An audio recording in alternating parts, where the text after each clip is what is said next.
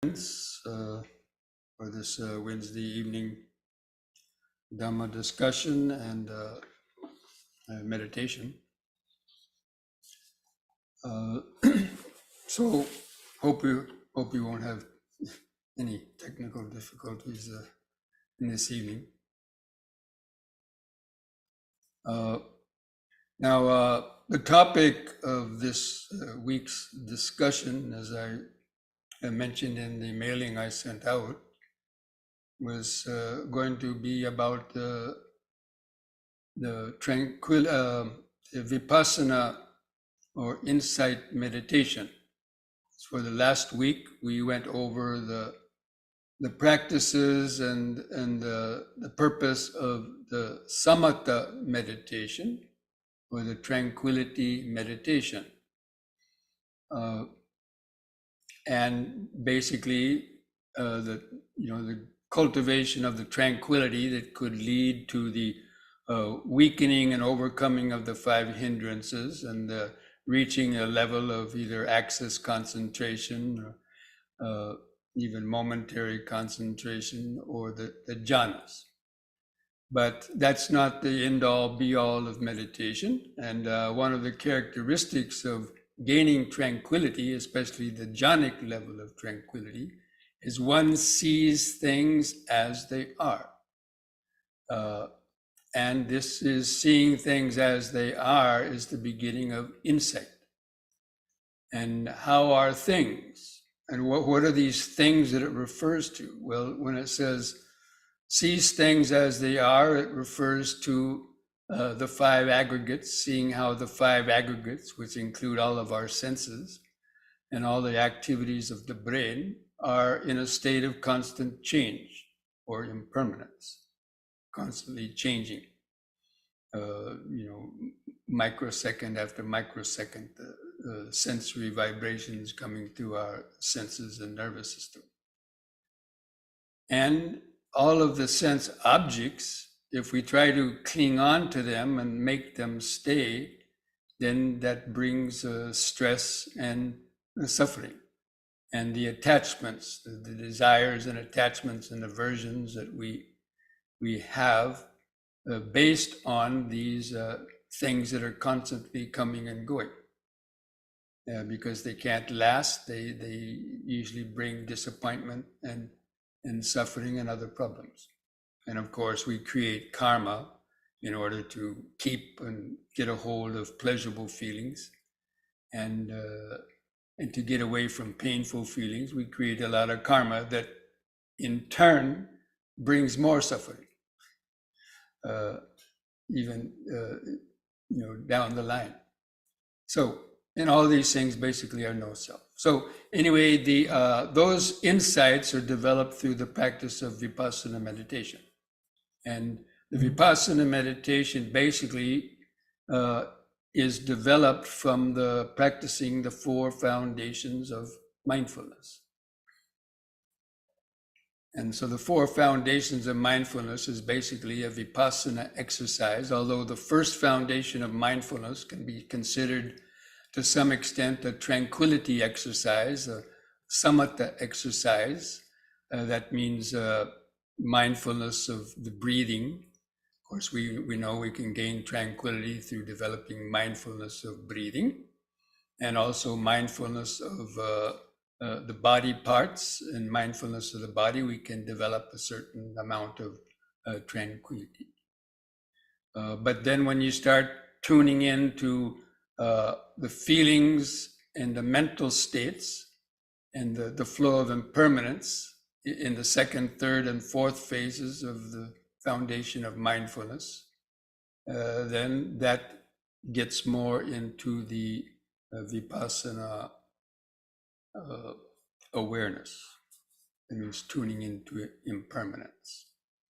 And we know that it's the development of wisdom, that the development of wisdom and attaining the 4 stages of the entering the stream, once returning, never returning, and the Arahant stage.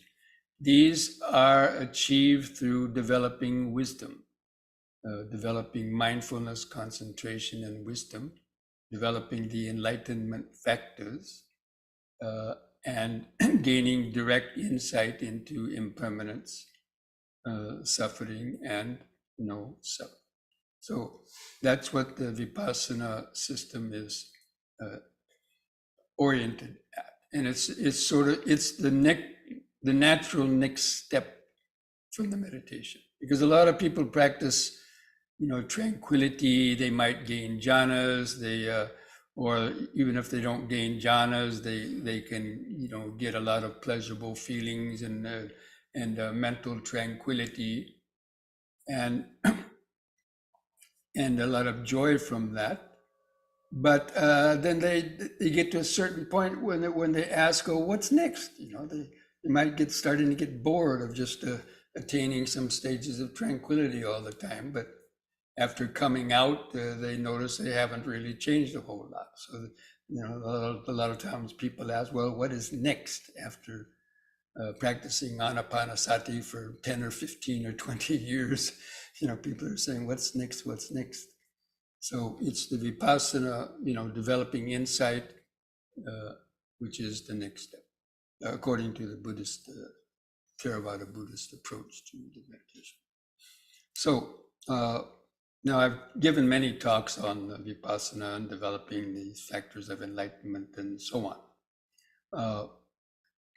But the key feature, that natural next step, is once a person achieves tranquility through any one of those former objects, 40 objects of tranquility meditation that I mentioned last week, but usually it's the Anapanasati for most people, or maybe observing body sensations and so on.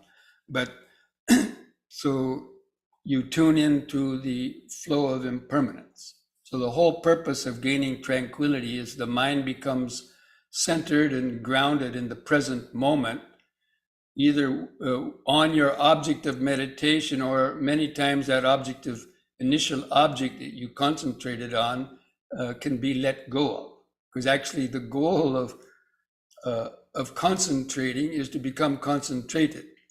And being concentrated means the mind resting in the present moment, free from the hindrances, in a state of very bright clarity and awareness. And that is what is needed for then to be able to start seeing how the mind is operating in its impermanence. So usually the first step is tuning in and trying to notice how quickly different body sensations are coming and going, or sounds coming and going, without clinging to them. Now, you have to be concentrated in order to do that. If you're not concentrated, then the mind easily gets, distracted and carried away. That's why you need the concentration, because you won't get disturbed by little itches and stinging sensations and sounds that may be coming and going wherever you're meditating, and you can just you can see them just coming and going very quickly in that clear space of centered awareness. So that becomes the object of Vipassana, is developing the perception of impermanence. And the Buddha has said the one who develops that perception of impermanence uproots the conceit of I am, because the ego, the sense of ego and I is directly connected to how much attention and reaction we're giving to any of the objects coming through the senses. The sense of I want this one, I don't want that one, and so on. So that's why the key to developing the perception of impermanence is to deliberately try to notice more and more things arising and vanishing. And they arise and vanish, or there's so many things coming and going, and the more you can notice, the mind doesn't have time to latch on to any particular one, because there's always different things coming and going. So in that way, the sense of the I cannot bring up the past and the future connected with any particular object, because they're just constantly coming and going very rapidly. So the idea is to, as you stay focused, you can notice more and more and more. And then you contemplate, and even your thoughts, you can see thoughts just kind of like blips on a radar screen, just starting to come up, but they vanish very quickly too. And so that is really the beginning of Vipassana, when one can start noticing that flow of impermanence of the six senses. It's all the six senses, the things that were coming through the ears, eyes, nose, tongue, body, and the mind itself. The five aggregates, the forms, the feelings, perceptions, the thoughts and urges, and the consciousness that is arising with each of those moments. And so it takes a very high degree of focused awareness to see that clearly. But that is really the Vipassana method. I'm not going to go into all the details about it, because I've given very detailed talks about this in the past, in the development of the 7 factors of enlightenment, and also the insight knowledges, the 8 insight knowledges that you can look up in our archive of videos. And that is also a description of that process of developing that insight. Okay, now a question came up on email that somebody sent me a question. And in the past, when I'm talking about the flow of impermanence, I've mentioned that, seeing how quickly things are just arising and vanishing during the Vipassana practice, those things are coming and going, as fast or faster than the movements of a EKG or an EEC, or even audio files. How many of you have done, audio editing, and on those auto editing apps, you can slow down, you can see the spaces between each of the things gets wider and wider, but when you speed it up, you can't even see it. So that's very similar to how the mind is working in each moment of seeing, hearing, tasting, smelling, touching, and thinking. It's occurring, actually, according to the Abhidhamma, that process of the mind moments arising, 10 to the 24 power. So you mathematicians out there, crunch some numbers, 10 to the 24th power. How many times is that? It's quite a lot.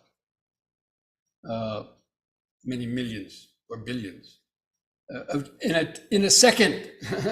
So that's why we're never going to see it happening that fast. But you can get a kind of an idea of it when you are, deeply concentrated and focused. But you have to specifically tune into it. It's not going to just happen by itself normally. It's a very deliberate method where you then turn your mind toward developing this insight.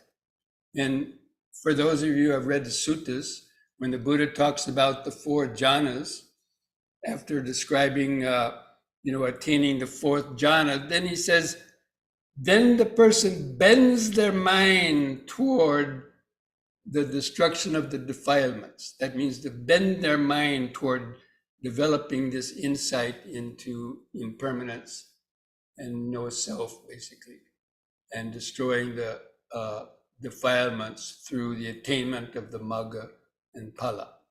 So it's a very deliberate and specific mental training that you have to tune into, because most people just want to hang out with the breathing or hang out in the tranquility or maybe just the empty space of the mind and think that they've reached some state, but it's not really the end state.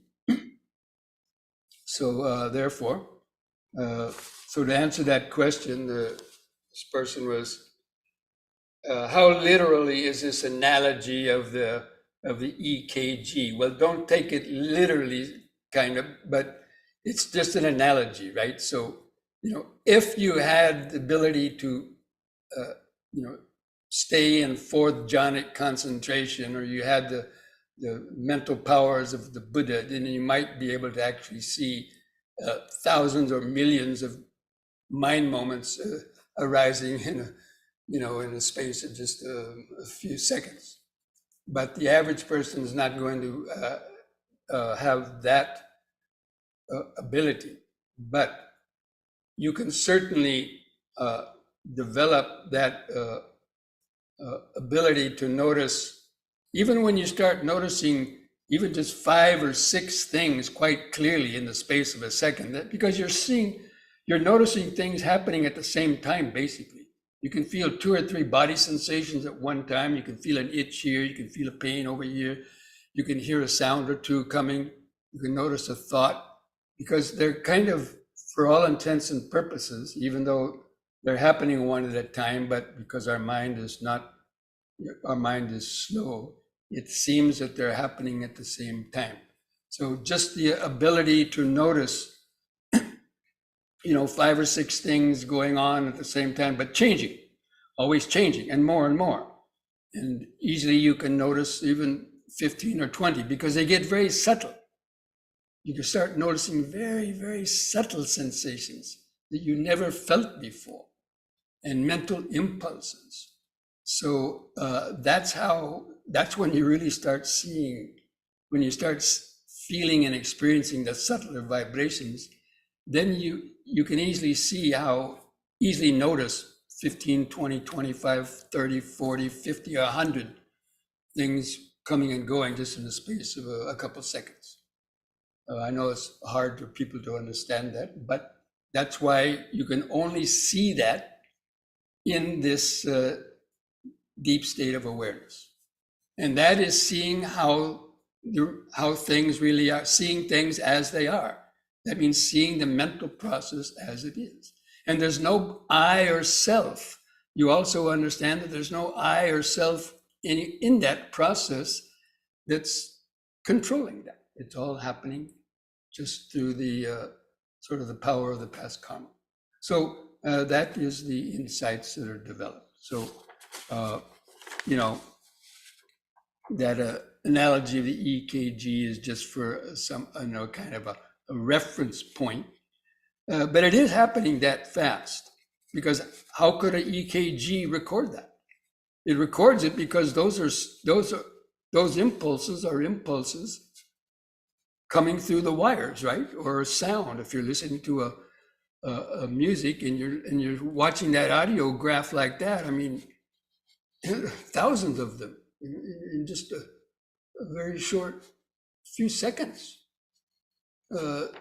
And that's because those fluctuations in the sound, the fluctuations in the visual, or the heartbeat, the body sensations, these are being recorded because these are coming through the nervous system and the nerves.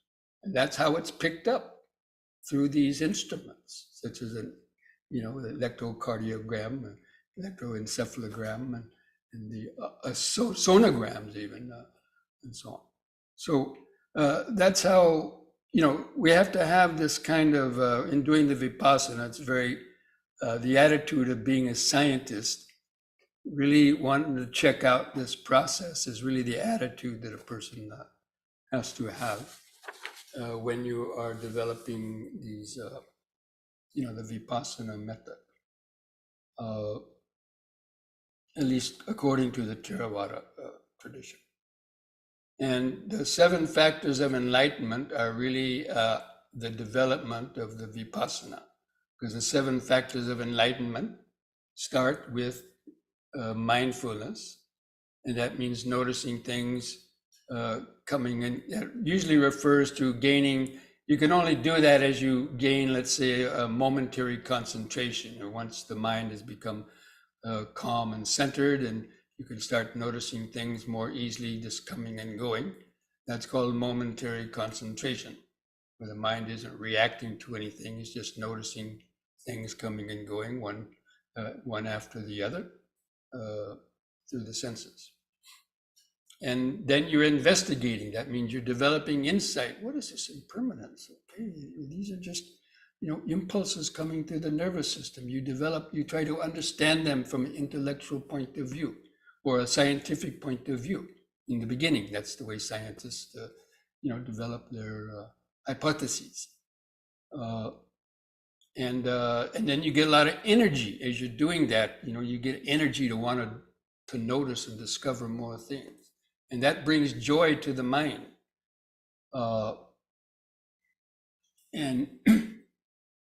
And then that brings tranquility and then concentration.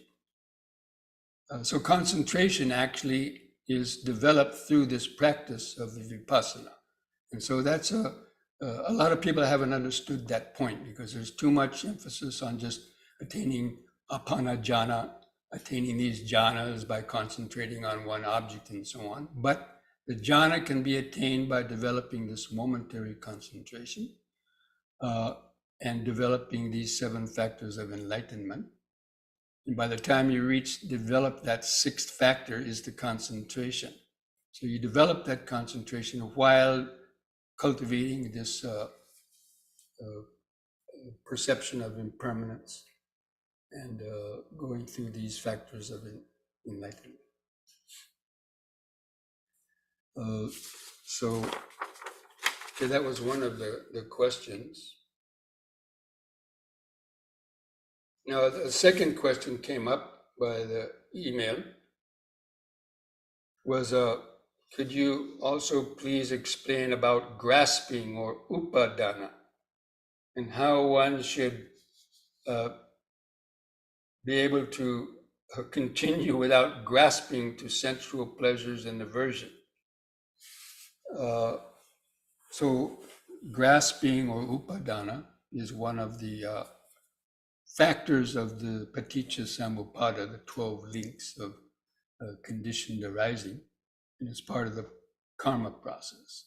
So there's craving, grasping, and becoming. These are the 3 critical points that we become aware of when we're practicing Vipassana. That the initial desire for some sensual pleasure, like a thought pops in your mind to go, have a sensual experience. So you notice that sensual desire. Now, if your mindfulness is strong, that thought may just drop out of your mind and not go anywhere with it. But if your mindfulness and understanding isn't strong enough, it turns into grasping. You start saying, yes, I really need that object. And, wow, it would be so nice. And you start thinking about all of the pleasurable aspects of that sensual desire. So that's called grasping. Grasping is the continued thinking about the object of the initial desire or aversion. And so that is where the effort comes in the meditation to overcome that, to apply the right effort. You have to apply first you have to be mindful of this, the grasping, either with desire or aversion. Then you have to apply the antidotes that the Buddha gave. I'm not going to go into all of them now. You can read that in other places. The 5 ways of overcoming hindrances. We went over that as well before. There's a whole book about that. And according to the Vitakka Santana Sutta also. So that's where the right effort, mindfulness and right effort and right understanding are applied to weaken the grasping, so you don't get carried away in the grasping, and then create some karma. You create the becoming, which is the actual reaction or karmic action taken based on that train of thought. So really, the way that you overcome the grasping is by applying those 3 pillars: right understanding, right mindfulness, and the effort to abandon the unwholesome thought and to cultivate the opposite of that, the wholesome opposite, so that grasping to the object, will drop away. So that's the way that, these are the exact instructions on how to overcome the grasping. You can contemplate the danger in having this grasping, especially the unwholesome grasping, of sensual desire and aversion and so on, or grasping into the sense of self and I, grasping after wrong views and so on. Like people are caught up in conspiracy theories, they're really grasping after them and clinging to them as the truth and all that. So it takes a lot of, again, mindfulness, the right effort, and the right understanding. Those three things have to be applied in order to get out of the grasping. So I hope those help to bring some clarity on those questions that you had. The mind is a very kind of a sticky wicket, and it doesn't want to give up its what it's clinging to very easily. Mara, we call that Mara in our mind. It's Mara that doesn't want us to let go of our defilements and let go of the thought of I, because it wants to keep us caught in samsara.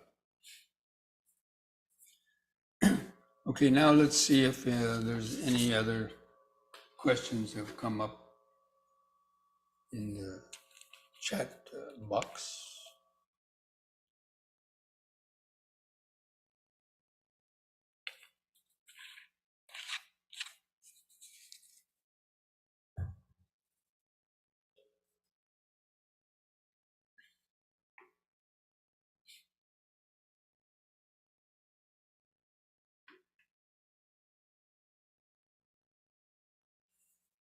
Oh, is that the only two chats about the echo?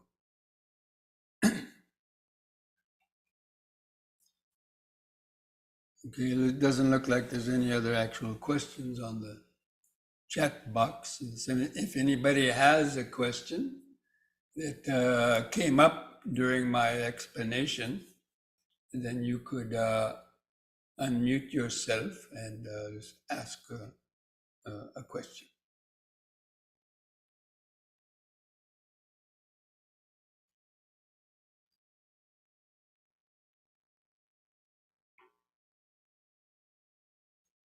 But the only way that questions are going to be resolved really is by just, developing your meditation practice, to deeper levels, developing mindfulness, concentration, and wisdom. Those are the three powers of the mind, and they have to be constantly exercised, because normally we're not exercising those during our busy daily lives, or it's in a weak stage.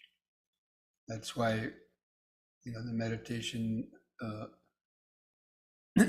developing a certain level of mindfulness, concentration, and understanding, has to be continually exercised and practiced in order to counter the more frequent periods of unmindfulness or unconcentrated that we are during a lot of the daytime.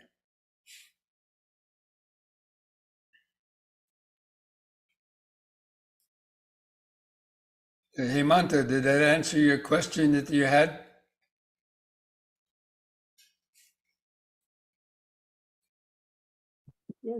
Yes, Bhante, thank you.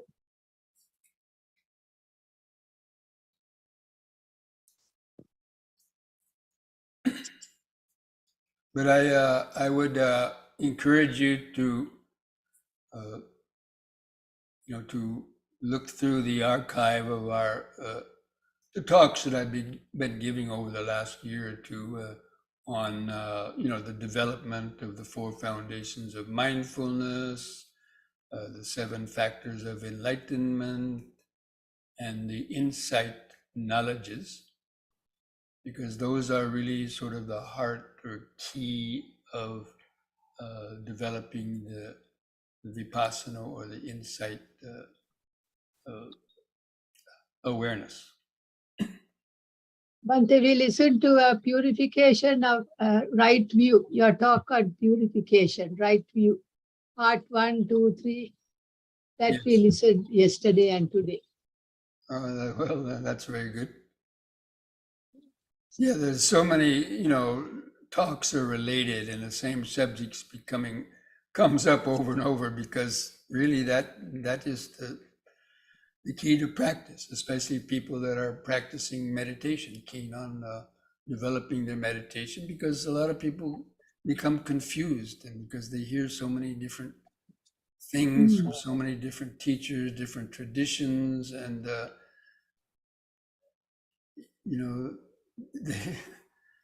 if they don't get a quick success in one technique, they try to practice something else. But in terms of Vipassana, we need that concentration, though. And so, other forms of meditation are all going to involve some degree of concentrating. So the concentration, the ability to concentrate, is going to help you when you then try to maintain that concentration, on the body, because the body is where the world comes through. I mean, as I mentioned, the mind works off of just the sensory vibrations coming through our nervous system and brain. And the whole world is created within our mind. And that's why becoming centered in the body is so critical, because that's where it's at, you have the balcony seat to creation. A lot of people have these creation theories. Well, the Buddha had the creation theory that it's within our mind. That's really where the world is created. Because for the Buddha, that's the real world, not the physical world of things necessarily. That's not important. Bhante, I have a quick question. I have heard the word cause and effect. Is that the same as Vipassana, or is there some connection, cause and effect? Cause and effect refers usually to the law of karma. That means whatever we do by body, speech, or mind produces an effect or a reaction. So let's say if you use a bad language towards somebody, the effect, maybe the person gets angry at you and shouts back at you, or maybe punches you in the nose. Or if you got greedy and ate too much food, you might get a bellyache. Or if you're unmindful and rushing around and not centered, and you trip over something and hurt yourself, that is the cause and effect. Everything we do has the potential to produce an effect. So it's really the law of karma. And that's what we observe in our mind. And part of understanding and developing Vipassana insight is the insight into how our mind has gotten entangled in this web of karmic causes and conditions. But only when you really see the mind at a deep level of concentration and see how intricate and how quickly the mind reacts to things, that you can clearly understand it. Yeah, thank you.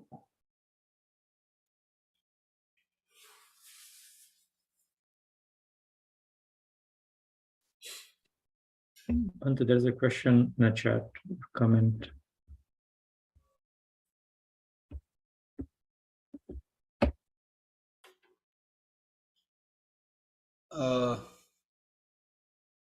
Clinging to reputation and money is also possible. These are not 5 physical senses. Do we consider them as mental objects? How can we overcome such clinging?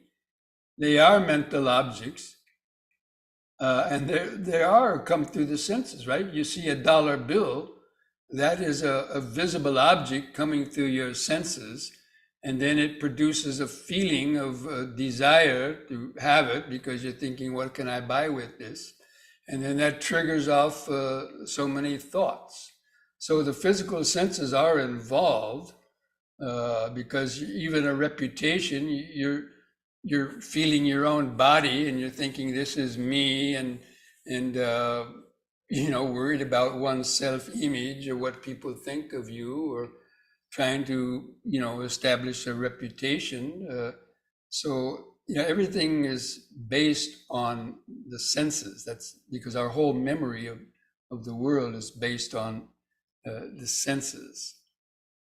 So but in the world, this type of clinging, they are mental objects, of course. And how can you overcome them? By what I mentioned. Clinging is the same word as grasping. So I talked about the grasping in the other question we had. And you have to understand what this is. What is this reputation? And what is the money? This is the conditioned world. And as long as we're in the conditioned world, we have to use these things, but not to be tightly identified with them. Because when the reputation gets broken, because clinging to fame and reputation, this is one of the gain and loss, one of the worldly winds, that come and go. When people praise and praise you and you have a good reputation, then you get elated. And then if you do something wrong or some skeleton gets pulled out of the closet after 20 years and they start pointing, oh, you did this and this when you were young, then your reputation may go down. And then people get sad about that or go into depression. That's because you're clinging to the reputation and yourself and whatever object. So, that's part of the development of right understanding. We have to know that this physical body, we came into this world because of certain amount of karma. We live in this world. We have to live by the laws of the conditioned world too, to a certain extent. But the understanding of the Dhamma helps us not to take it too seriously. We use it as a game, as like an actor. We try to see our life as just an actor acting out a role, acting out this karma. But we have to do it in a skillful way, following the Dhamma teachings, that we don't get, more and more caught in that delusion, and that can eventually be able to break that cycle of clinging and grasping. Bhante, this is Stefan. I have a quick question. And this is probably just my own curiosity. In my meditation experiences, whenever I've had any insights, I've sort of then afterward always try to go and kind of like repeat it because I'm grasping, as you're saying. I go in wanting to have a recurrence of the same insight, but I've never had an insight where it's repeated the same way I experienced whatever I experienced the first time. So, and I'm curious to know whether, as a rule, that one never experiences the same insight the same way twice. Is that pretty much? That's right. It's like you can't step in the same river twice. So the mind is always changing. The insights may be very, very similar, but it won't be exactly the same because different things might have triggered off that insight. Right. Okay. But remembering the insights is important, but and like the insight into impermanence. So that insight could come from just hearing a sound. It could come from seeing how quickly the things are rising and vanishing. Different things could trigger off the particular insights. That's why the insight into anicca, dukkha, and anatta, impermanent suffering and no self, these are the main insights, but you can have many different insights focus on each one of those, different insights into impermanence, different insights into suffering, different insights into no self. And those all accumulate. Mm-hmm. Yeah. Okay. Thank you.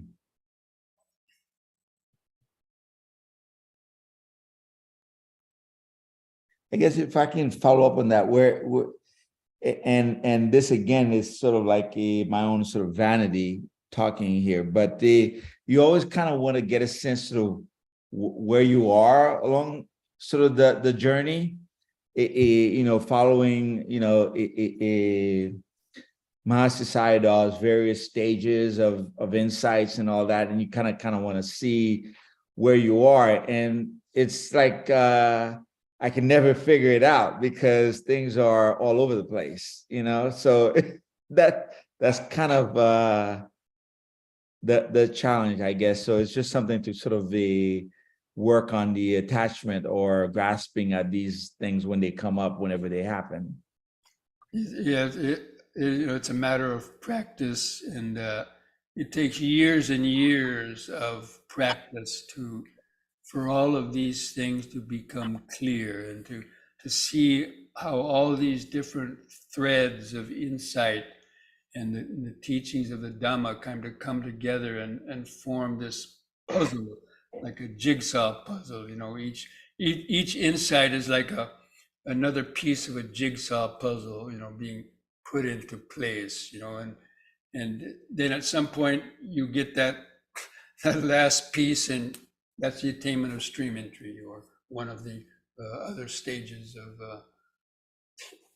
the higher liberations. Thank you, Bhante. Usually it happens like that. Thank you. But it could take years and years and years and years and years for that to happen, or it could happen, much faster than that, even in a retreat.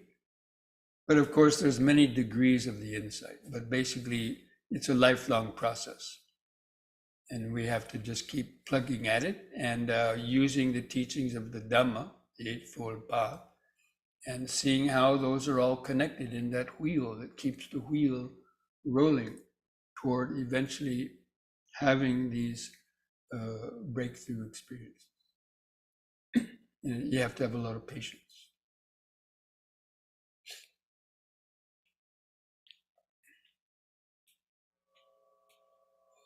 All right, friends, so I think maybe this may be enough for now, and maybe next week, I might take another subject to, keep working at this, the same subject from different angles, like maybe the factors of enlightenment or the 4 foundations of mindfulness.